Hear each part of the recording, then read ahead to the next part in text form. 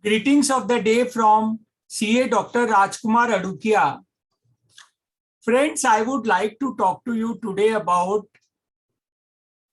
VMD. No, we have heard about virtual CFO. Today I will be talking role of chartered accountant as a virtual marketing director.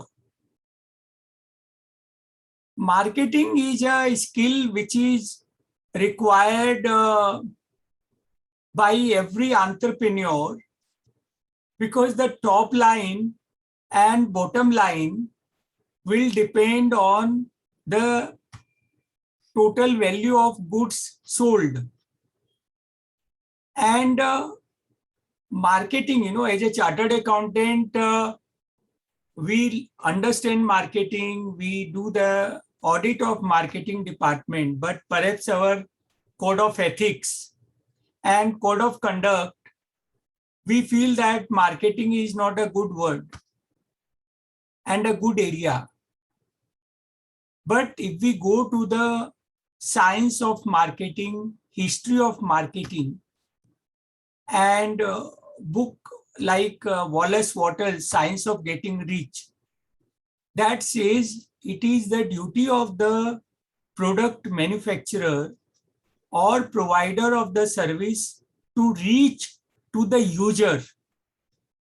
Then only society will be benefited.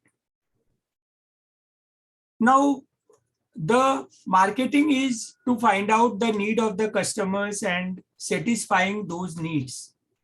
So I'll be talking about first for a business, supplier of goods and supplier of services. Marketing is such an area where every day an entrepreneur needs to know how the sales can be increased. With the increase of technology, managing production is easier than increasing sales. So we can divide market areas in two segments. Domestic market, we have 28 states and 8 union territories. So within India, how we can increase our sales in different states where we are not catering, or between states, different districts where the sales is not taking place. And then we have 191 countries living India, total 192 countries. So how in different countries we can increase our sales? There are more than 20 export promotion councils which focuses on export to different countries. We have our Indian embassies in most of the countries, and we have a trade counselor in those embassy offices. Similarly, within India, we have embassies of different countries, and there also there is a trade counselor who advises for the foreign sellers or foreign buyers about the Indian suppliers. And similarly, our embassies outside India help Indian manufacturers and Indian sellers. Within domestic market, it is a huge market, and one of the buyer is Government of India. The approximately Government of India buys about 8 lakh crores rupees per year. It's a huge amount.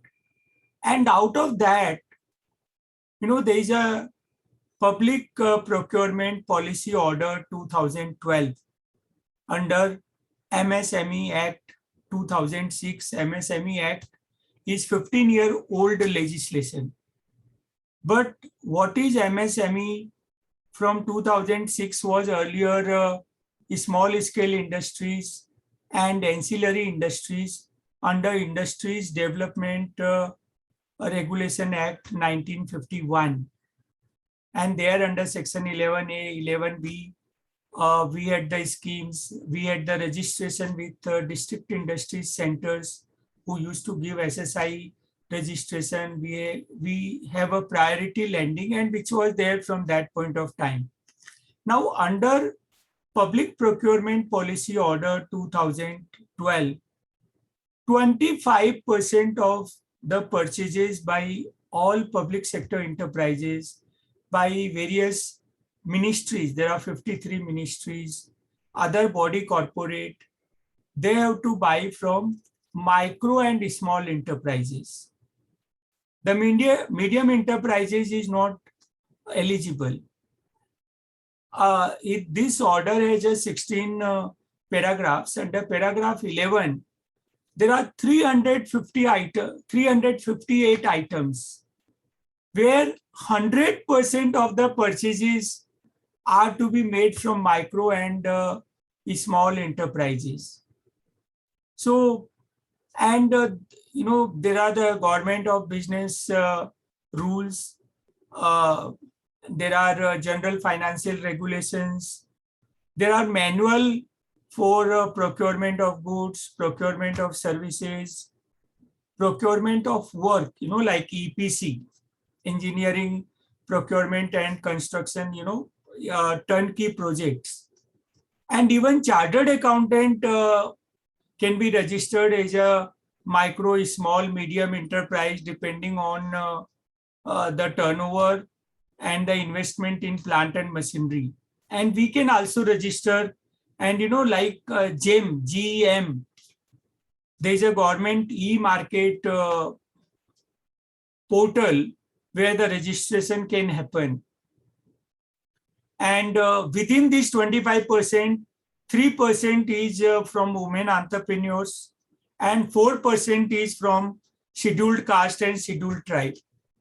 Another advantage is, suppose micro and small gives a quotation of 115 rupees and non-micro and small gives a quotation of 100 rupees. Then the buyer has to treat both tender at par.